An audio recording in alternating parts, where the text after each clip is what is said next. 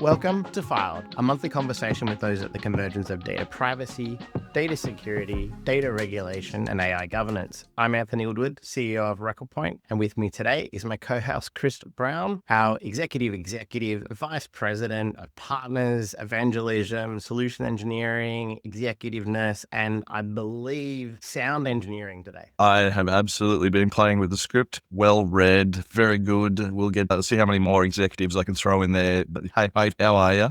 We're all over the place today. No, I'm in Seattle today. It's summer here in North America. I happened to escape what I think was a large weather event in Australia and the cold down there. So kind of enjoying the weather here at the moment. Yeah, she's been a bit blowy, that's for sure. There's been a little bit of wind. I won't suggest that it's cold in Brisbane because it doesn't really get cold per se. But yes, there are definitely lots of people walking around in Oaks today. I don't think we had enough continents. So our guest today, John Maloney, actually joining us from Europe. How are you, John? I'm well, thanks. Whereabouts are you today? So I'm in the town of Locarno in Ticino in southern Switzerland. It's about, just after 11 o'clock at night here, but it's still very warm. But I'm glad to see that the blue polo shirt seems to be a garment for all occasions. We need to get you a Yeah, we definitely gave you the memo. Well done. It's not branded, so I do think we need to get you a record one just to make sure we're all good for next time. Love one. But appreciate you making it on and appreciate you getting the shirt choice right.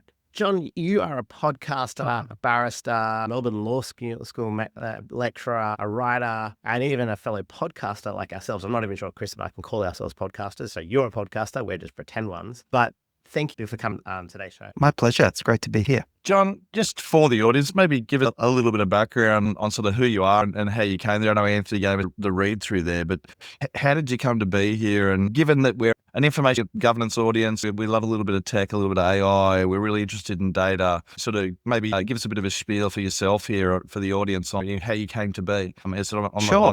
a good listen through some of the polls, and I will agree that we are definitely pretenders, and certainly some of the topics that you cover are a little bit of fun too. I did have a good chuckle. I'm glad to hear that. Yeah, so I'm maybe an odd combination, but a combination I hope well suited to being here in that I'm a barrister, as you said. I've been doing that for about 8 years now, mostly in kind of public and administrative law. So law that involves government decision making on one side, and that covers a pretty broad spectrum. Some of it touches on questions around the regulation of data or the regulation of online conduct, and some of it touches on information. So maybe to that extent, there's some overlap with what's of interest to you. The podcast has been something I've been doing since March 2021 with a friend of mine who lives in Berlin. It's called Don't Praise the Machine. And as the name might suggest, there's a bit of concentration on technology and the way that technology is changing culture. And so as the years have rolled on, we've started to touch more and more on AI and what's going on in the US and things that I think you've talked about on your show as well. Yeah, perfect. And I think that'll be great for today's podcast.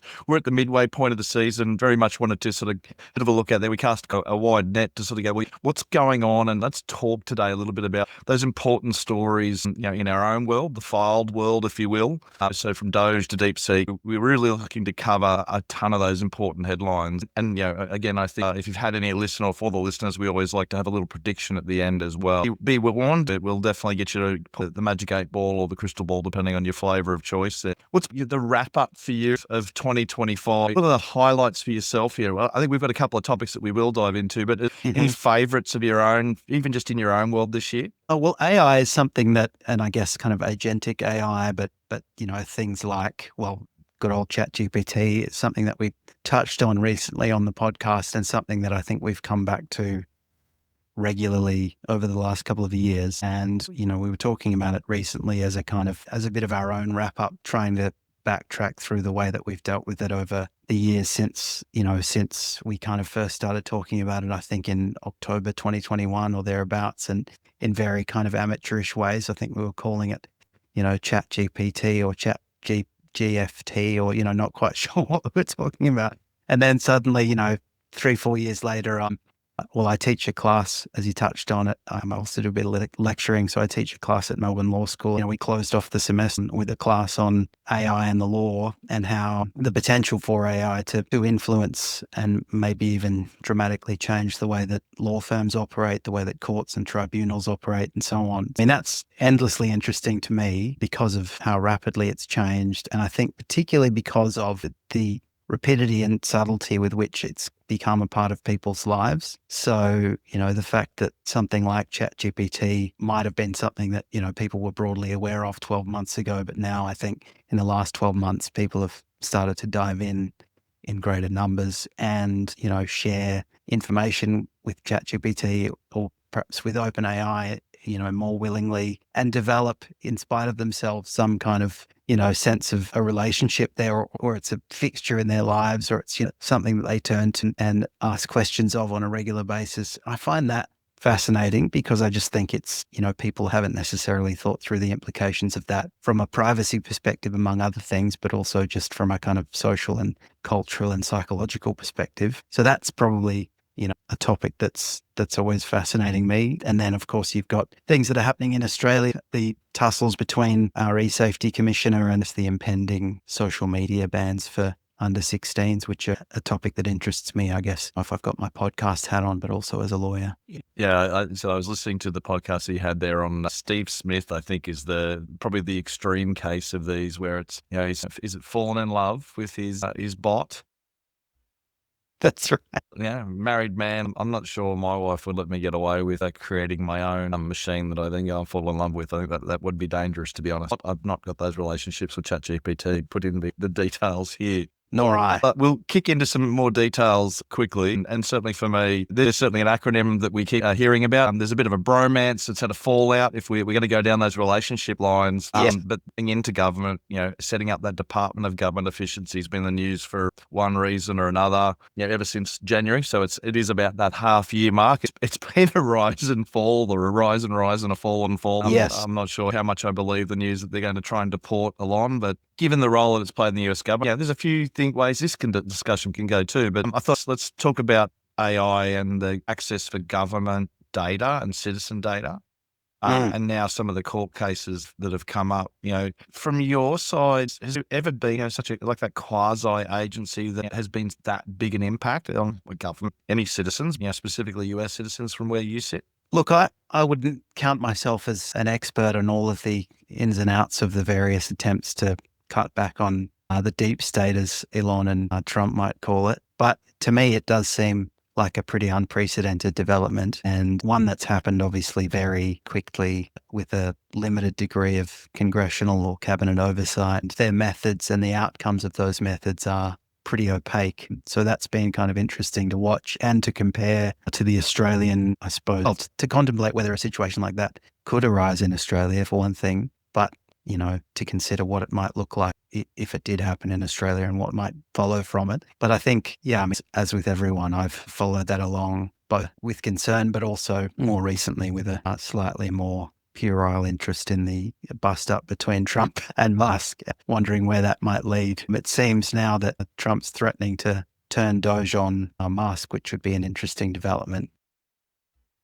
Yeah, it's as I said, bills. It's interesting, right? Like it's in the first hand, it's like, yes, this is all great. Here I am going to go and create a bunch of efficiency, and then now the division that he's created is being turned upon him. It's a novel for sure. It's certainly a novel. So let me ask the dumb question then. But when did you first get sick of hearing the term DOGE? I think I'm still not sick of hearing of it. I'm keen to see where the bust up goes next. I think it'd be a shame to tune out at this point, but it's not. I mean, look, I thought wherever we're up to. Exactly. I thought Dogecoin was ridiculous enough, but little did we know that wouldn't be the last time or the last incarnation of the concept. But yeah, look, to me, it's interesting to see how, this kind of, as somebody, I guess, as a lawyer, I'm somewhat acquainted with the structure of government, with the operations of government, and to see someone who has a kind of crash through mentality, this kind of very fast and loose sort of way of operating, which maybe has served him well in other contexts, to see that applied to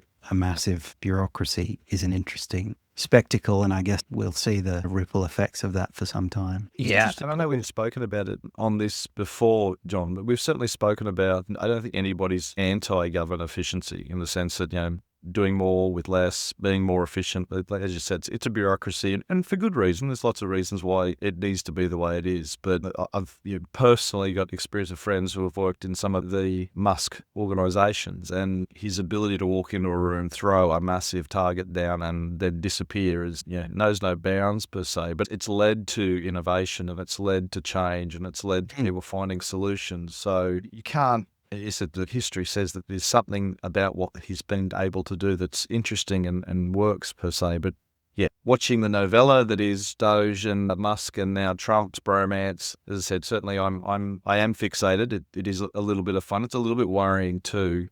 Worry, yeah. I try and see the funny side because the alternative is a bit concerning, perhaps. Yeah, I think it's intriguing if you also the news today of the job rate in the US. Now, the data is a little misleading. Government workers has actually increased in the US in this survey. It's unclear whether that's federal or local or state. There's a bit more breakdown that isn't in that survey. They're expecting a print somewhere around 44,000 jobs, and there are actually 60,000 government jobs created. So as an overall set of stats, it doesn't look like, as a general view, it's sort of had the impact that was expected. I mean, look, as a lawyer, it interests me. Well, I guess as somebody who's a kind of a bit of a public law nerd, it's interesting to me to think about somebody or an institution or an entity like DOGE, which is not a government department, which doesn't have the kind of reporting obligations, therefore, of a government department or the same lines of accountability to Congress, I guess, and which therefore is at liberty to make all kinds of claims about what it has done and what it will do without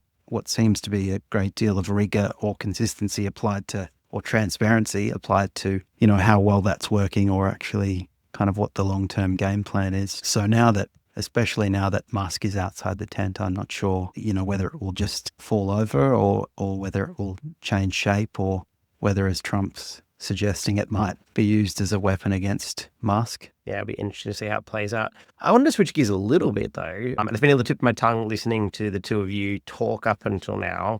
I really wanted to dive in and ask John your view on the AI regulations falling over in the last little while in the big, beautiful bill. That one in terms of public administration of law and states' rights here in the US, but you're seeing some interesting things also playing out in places like Australia and other in the conversations that are going on, where this regulation of AI and the conversations we started with the opening of the show is really unclear and looks like it's getting, going to be quite interesting, both post what happened here in the Senate in the US. Yeah, I think in the lead up to speaking to you both today, I was preparing to speak to you about the kind of moratorium on regulations in the United States and what that might mean. You're probably both better qualified to speculate than I am, but it seemed like, at the very least, 10 years is an extraordinary length of time in AI terms, given what we've seen over the last 4 or 5 years. And so I suppose the withdrawal or collapse of those measures might bring some short-term relief to some, but it seems like anyone's guess as to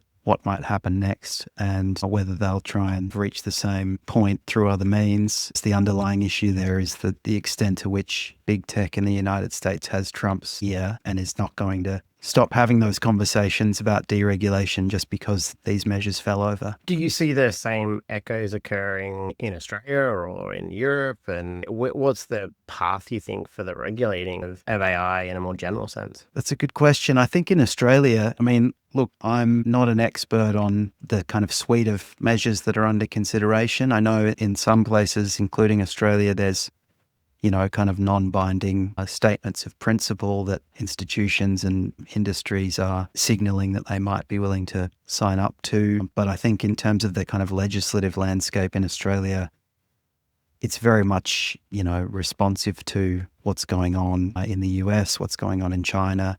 We've got, as I alluded to before, the E-Safety Commissioner who's got some powers to regulate online hate speech or the misuse of technologies that might include AI, for example, to harass someone or to threaten someone. But in terms of engaging in a broader sense with the regulation of AI, I'm not sure that I think it's still pretty open pasture. You brought up an interesting topic that I wanted to, in a previous podcast, I talked about an agentic capability I'd written for my children to order pizza and do some negotiation around pizza. Very simple set of process. But Some was actually asking, what happens if the AI starts abusing him? We talk about the safety commissioner who has accountability for what that AI is producing. In fact, he's been trying to goad what I built into being inappropriate, as an 18-year-old boy will do. Sure. There's multiple layers of this going on. Yeah. I'm really intrigued around where, I know there's no case law yet, there's a lot to work out, but what's your view of where we're headed here? A really interesting question in terms of the kind of accountability for what's done by agentic AI. And those same questions are being asked in terms of AI's role in the law. Obviously, at the moment, already you've got a whole range of processes that are everything from legal research, and I'm sure people will be aware of the kind of darkly funny cases of people coming to court with a list of authorities that turn out not to exist. But, behind that, there's a whole range of other litigation processes or interlocutory processes that might precede it, say a commercial trial, where you might be talking about discovery of documents, the production of first drafts of statements and so on. And to the extent that those processes might become more and more autonomous, I guess there are questions there about who bears liability for errors in those processes or oversights or biases in those processes. Can liability be sheeted home to the lawyers or legal actors who are ultimately responsible for those things? Or is there a kind of potential for the application of torts law, for example, to apply to the people who are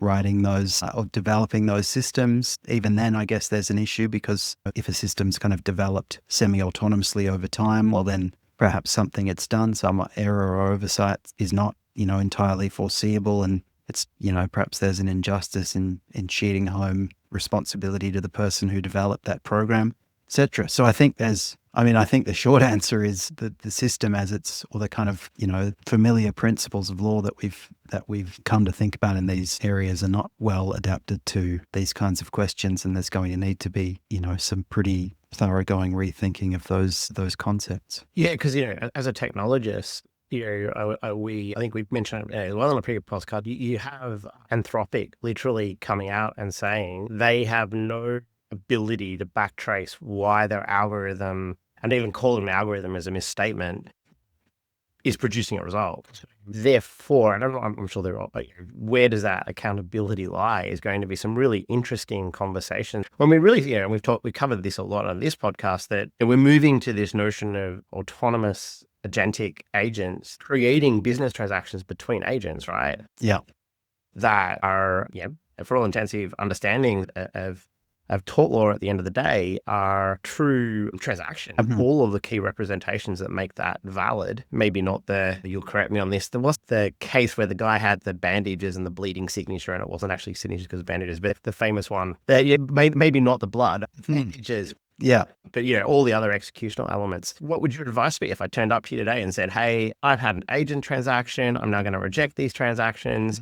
Maybe one of them was with the government. How do I go forward? Oh, look, it's a great question. I think it's not something I'd be reluctant to provide off-the-cuff advice on. I was looking for free advice. So he's trying to make sure that he didn't get in trouble with his daughter, because the fact of the matter is it's him that's in trouble and he's responsible for the pizza agent, and it's as simple as that. If we roll all the way back, I can see exactly what's happened here, is that the son has now come in, decided, right, I've got a way here to get dad. It's going to be dad's fault, and I'm still going to get a jibe at my sister. It's great. It's perfection. Create a monster. I think if we put this to a jury, there'd be a degree of sympathy for your son's anarchic tendencies to try and find a way to make the system skew towards the offensive. Look, it's a really interesting question. And, people are already, Melbourne Law School, where I teach, there's a Centre for Artificial Intelligence and Digital Ethics, and they're starting to ask questions already about, how far is this going? Is there potential for us to start thinking about legal advice given by AI? To an extent, that's already started happening in some jurisdictions. In parts of China, for example, there are smart courts, so-called, which are kind of equipped to deal with basic processes through artificial intelligence. Some of the kind of basic filing mechanisms or other procedural mechanisms are being taken over, or at least supplemented with AI. And I think there is a question of who bears responsibility when things go wrong, not just from the point of view of legal liability, but from the point of view of, we have a system designedly in the law's case, which has human actors. If a judge makes a decision, well, at least we know this is who that judge is, and these are the written reasons why they've made that decision. But and you can find fault with that, and you can cheat home responsibility to the judge. But trying to, as you say, kind of unscramble the egg of what's gone on, what's led to a particular oversight or error or bias. I mean, even the people who might have created that technology, as you say, it's a misnomer to even call it an algorithm. They can't tell you how something might have ended up in the system that's led to an oversight. So I think it's a really difficult question whether we are in pursuit of more efficiency or more accuracy or whatever it might be. We're willing to make some trade-offs that might include, in certain circumstances, not being able to hold those systems accountable. I was just trying to deal with what was for dinner. Yeah, well, we created a monster, and Yeah, we we got can't off back that away from topic. it now. We've told the world about it. It's all your fault. That's what I heard. That was your free piece of advice. John, I think it was interesting at the beginning of the chat we were talking about. Chat GFT had debuted, according to the Don't Praise the Machine podcast. But we've all been using LLMs. You alluded to that we're all getting engaged in other ways. Anthony's outsourcing his parental duties, which is, as I said, it's still genius. I'm absolutely all over it. I just wish my daughter liked pizza. Yeah. But that would make it a lot easier. The businesses have started to create more and more. We've had that rise and rise of the agentic AI, which sort of. And it's interesting because the LLMs have plateaued a little bit. Now looking at very incremental. Early on, it was very fast, very high pace improvement. But now that we've almost got to a maturing, we're still deep in the hype cycle's trough of disillusionment. I just love that term. It's so dramatic. Like you could see it eyes rolling into the back of its head when someone said that in the first meeting at Gartner when they first brought that up. Sure. Yeah, so agentic AI, though, has been good name for a prog rock band. The value, yeah, exactly. It's where the value is. So rather than make a better chatbot, they're starting to give us new skills, do things for us. You mentioned just now, legal research and other things, and obviously we've had a quick chat about all of the roles and responsibilities and problems, but for yourself, podcaster, writer, lawyer, lecturer, there's a wide range of pieces there. What are you doing with it? How do you utilize it? You've got such a broad range of things that you're having to do every day. And we've just heard Vibe Code Woodward over here he's building agentic AIs to outsource parental skills. Yeah. But what are you doing with it? And what are the key things that you get value from it with? Look, I think I'm probably not somebody who's explored its potential for, say, professional purposes. I still find maybe I've asked it the odd, very general legal question for teaching purposes, but I think I'm not someone who, says, give me a list of cases on this, because I just, the amount of time that at this stage that it takes me to double check those results, I may as well find that information myself. But I think, I do, and one of the things that my co-host Al and I have talked about on the podcast is this idea of it becoming something that you kind of dip in and out of in your daily life in a way that I didn't 12 months ago. So I'm traveling at the moment with my partner and our daughter, and we had 3 days in a particular place. And so I said, well, give us here's the things we're interested in. Give us an itinerary for 3 days here, or I'll be gardening and I'll think, okay, well, how do I do this, or how do I avoid doing this? These kinds of things that individually are pretty innocuous, but I think what they do that interests me as someone who thinks about these things and as a lawyer is they kind of build that sense of a kind of relationship or of a habit of kind of dipping into these technologies. And, of course we all have those habits with other technologies. People, long past the point of starting to kind of Google things. But the difference with Google is, you can do that for as long as you like, and it doesn't kind of talk back to you in the same way. It doesn't have that same sense that, say, ChatGPT has of remembering who you are and tailoring its results to who you are. Of course, there's a level of that going on with Google, but it's not as though, you could sit on Google all day, every day, and you wouldn't get anywhere near. I think it's Kris Smith who, developed a relationship with AI.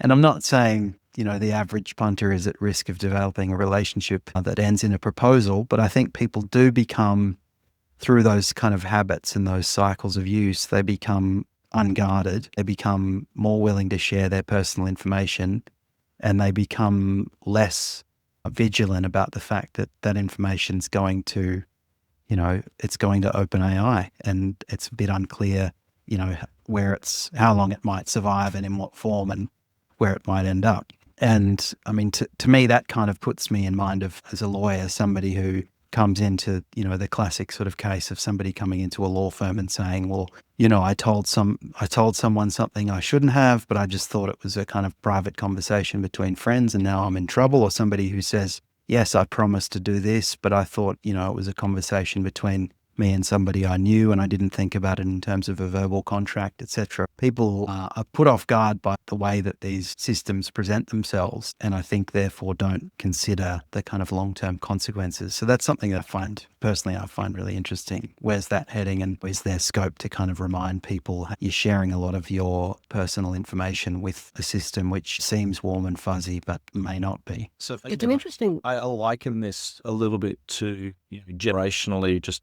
the technology growth. As you work your way through the generations, as a Gen X, you've straddled tapes and LPs through to CDs and into Napster and everything else. It was interesting. I was having a conversation with my wife the other day. There are things that our children are very, very good at as it relates to technology, but they're for the generational build-up of it. Yep. And I think that the same is probably true here for AI.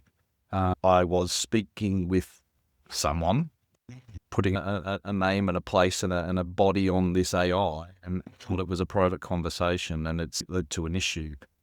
This week alone, I don't know where I put my phone number. I've clearly put it somewhere I shouldn't have, but this week alone, I've got a dozen phone calls with AI voices at the other end attempting to have conversations with me to talk into buying something, or out of spending something, or posting, or getting other details from me. I want to say it's related to my insurance claims, but I won't say who that is out loud for the reasons that that we won't. I'm not accusing anybody of anything, but I think there's that. So the question for me is, there's going to be people who are going to get left behind here. Are we creating classes of people who are going to be vulnerable because of this? And I think we've seen the lack of regulation mightn't do that. What's your thought? I'm really interested in that conversation having as a lawyer. Yeah, no, I think absolutely we are. And, the same things that maybe make people more vulnerable to all kinds of other scams are going to make them more vulnerable in respect of these technologies as well. I think there was some research in about March or April this year from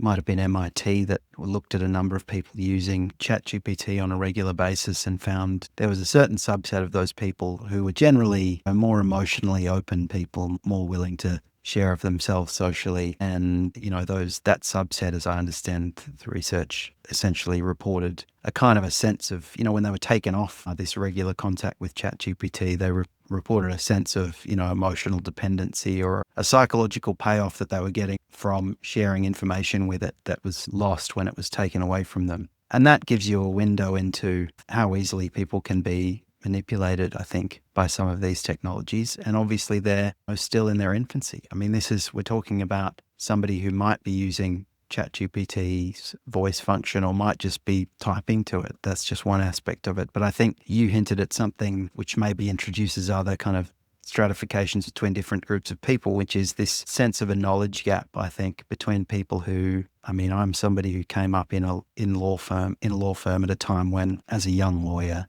as an inexperienced lawyer, you did a lot of the kind of, pretty low level, pretty repetitive, basic research tasks or drafting tasks or checking tasks or whatever it might be, collating information, copying information, etc. Well, that was dead boring a lot of the time, and I would have been happy to delegate that work to a computer. But there was some value in that process, in that you move up from that into the more kind of advanced forensic skills that are involved in lawyering. You have some idea of how the sausage is made from the ground up. And there's going to be potentially, as these agentic capabilities take over, there's going to be people who don't know, as it were, how the sausage is made. They might not have done coding. They might have just asked ChatGPT to produce the results of a good code for a particular purpose. So it interests me what that looks like, a generation from now, or even 5 or 10 years from now, and whether there's going to be a cohort of people who have a set of skills that maybe people who are coming up through those different industries and using different systems now might not have, or might have to try and find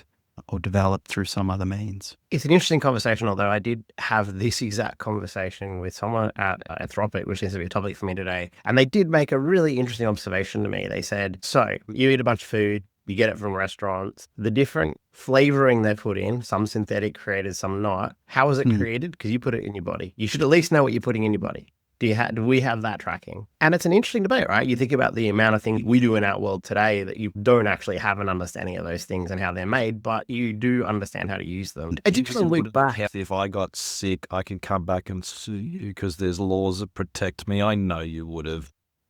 Not everything has to go to a lawsuit. But I do want to flip back. There's something I think really interesting about the AI conversation, and it really relates to a lot of what we talk on this podcast around data. And I think at the root of all of this is there's a fundamental misunderstanding and potentially a fundamental misalignment in society about who owns data, what are the principles of data, and data itself. When we actually talk about AI and the examples that you talked about, a lot of it is about the centricity of data and ownership of data, and that in reality, and you look at the privacy legislation as one piece of interpretation, and there are a number of others there, maybe we just got it wrong. And that's what's occurring in terms of allowing these systems to run amok with data because we haven't actually managed data. Yeah, that's a really interesting point. In your view, is that because people don't conceptually, they don't have a good understanding of what data is and where it fits into that picture, or they don't have a good idea about the principles of data management, or what's the underlying issue? I think it's twofold, right? I think there's one which is a little bit more philosophical, and that is much like you have title to your own land, you don't truly have title to your own data. And that's a real mishmash in the law today, right? So you take something like, and I know we in Australia, they've enacted some things to get control again of your own genome, right? That's probably the first piece of data you've seen do that. But it's really at the edge, right? I mean, most folk haven't mapped their genome. Most folk haven't gone to the expense of those things. And the technology there is still fairly new. But the data of, you talked about Google search earlier, the data of me going and searching and the thing that creates of me and how I interact with the world, surely I own that title. That's me. That describes me. It's no different to my land and someone having a carriageway, right? It's still my land. They're allowed to pass over it from end to end, but I own that land. That's mine, right? Yet with data, we don't prescribe those same principles. No. That's right. Yeah, that's a really interesting point. And I think there is some, already in the way that property laws operate, there's a degree of, there's a kind of folk understanding of things which doesn't always gel with the legal realities. And people might have a sense of, this is my house and why. I wasn't getting into easements and everything else. That's a whole No. But I think the point is that people have an intuitive sense of ownership, and that I guess is kind of, I start with, I own me, and I kind of move outwards from that. And so there's a strong intuitive sense that what I'm putting out into the world in terms of my search history or whatever else it might be, I've got some kind of moral claim to. But as you say, it doesn't necessarily sound in any legal or technical reality. I think that's the philosophical point, but I think there's a practical reality, though, of what is the onus of those interactions? And I don't think this is yet been effectively litigated.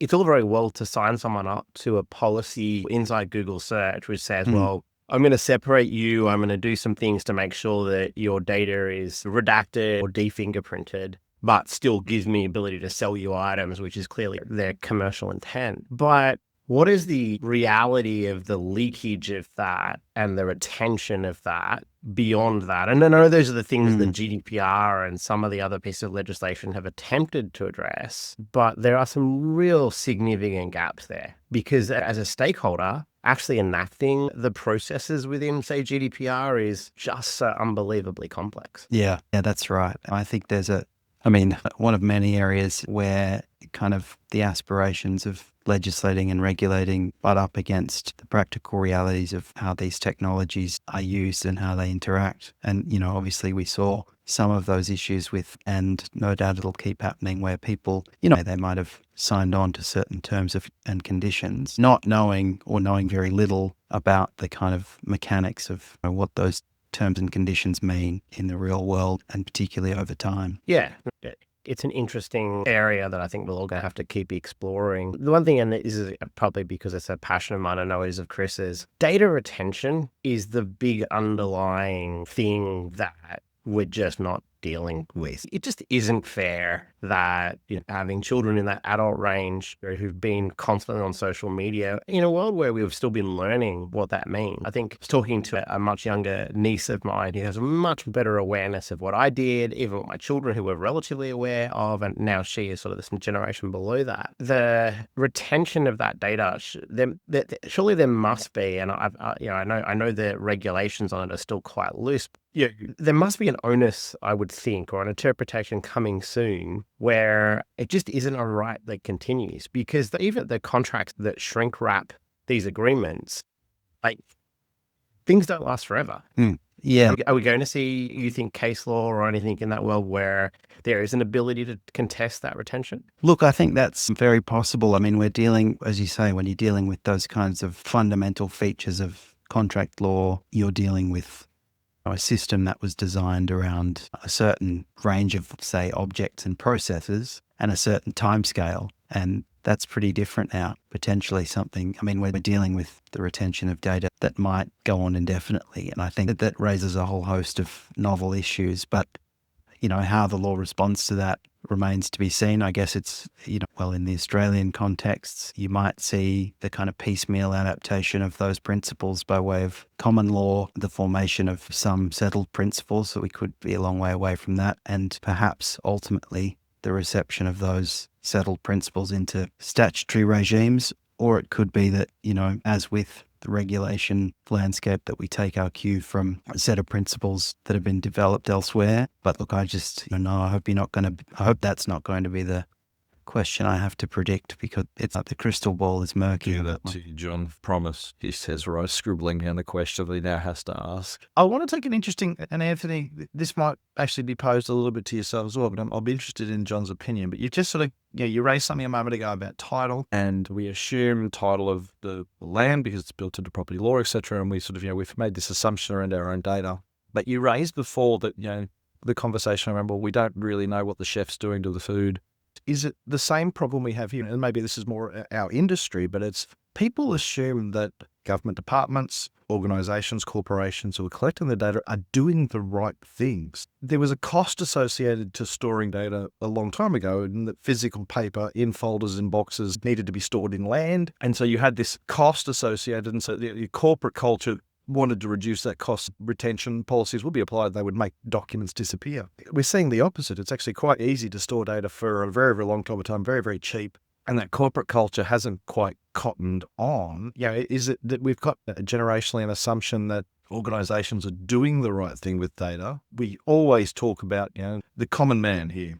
Because we're back to, they're the ones talking to AI, they're the ones giving the data away. You always assume I only have to keep my tax receipts for 7 years. You were sort of drummed into you once you get that first job, and keep your proof and evidence for that long. But you don't want to keep it. You want to get rid of it. You get rid of those things. My Gmail account, I've had it since the beginning of time, but the emails that are in it now are probably only from the last 3 or 4 years, because I've run out of space, and therefore I just do a wholesale cull once a year and get rid of things. I'm almost forced to do it. It's not particularly thoughtful what I've done in those situations, but are we at a place where it's data retention, it's enforcement of data governance? That would help a lot here. Like if we use the example of me, if there's a classification of DNA or the genome in a particular way, and there just has to be legislated, you can only keep it for this long and use it for these purposes. It's that usage rights. Like,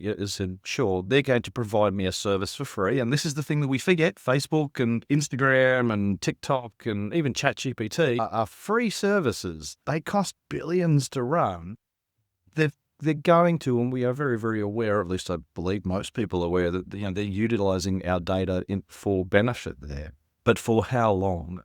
Is it as simple as we just need to go, the organisations need to do the right thing? If they can't, we have to legislate for it, but it's back to data retention. So I'm all over it from that perspective. I think, sure, have my data for 2 years that I gave you and check in. I think, Kris, I don't know, you fall into a trap when you go, have my data for 2 years. I think it all has to be in the claim to use. So, and I think if you think about, and that's why I do like bringing this back on to property law, right? It has to be a claim to use that links to the purpose of that for that relationship we had. But it is where the archaic notion of a contract sort of falls apart, because that's not generally built in. No, that's right. But certainly GDPR has done something in that way. And so I want to give it some credit, because we were talking about it before the pod started, but lived in the UK for a while, joined a number of organisations, either through paid membership or just through volunteering and other things. And every year I get an email that says, do you want to keep your account open? Otherwise, if we don't hear from you in 6 weeks, we're going to delete all of the data. And yes, back to the claim, Anthony, it's, we're only using the data to ensure that we tell you about football tickets if it's a football club, or we're only telling you about concerts if it was so again, you had that list of these are the things we can use your data for, and that's what we're doing. And of course, they can breach that, but at least it's very clear and outlined. That's what they're doing. And at any point in time, I can get rid of that. It's a huge impost on a large organization to do those things. We do understand that. And that's why I try to simplify it back, is that we make the assumption that the chef didn't leave the meat out for 6 weeks and just let it sit in the sun and then chuck it on the fryer and send it out to me to eat, because there is something there. I was to get food poisoning, I do have some sort of recourse. I wanted to link this, Kris, to one of the topics I had enjoyed you discussing, which was the OnlyFans piece, right? So you even think about the discussion you had about OnlyFans and the retention of data of things people posted, not regretted when they post it, potentially regretted later, whatever that is, right?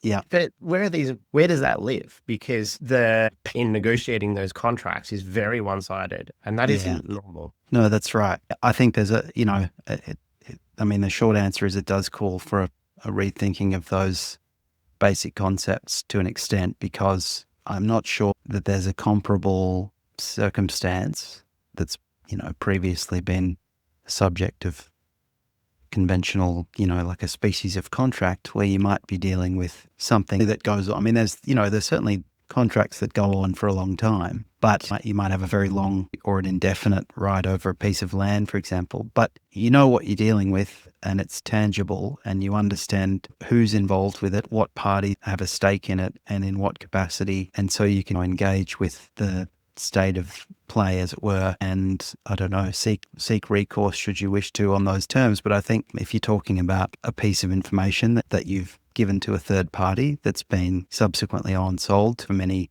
further parties and perhaps used for a range of purposes, on-sold again in certain circumstances, I mean, you're dealing with so many permutations and so much kind of changing of hands, at least notionally.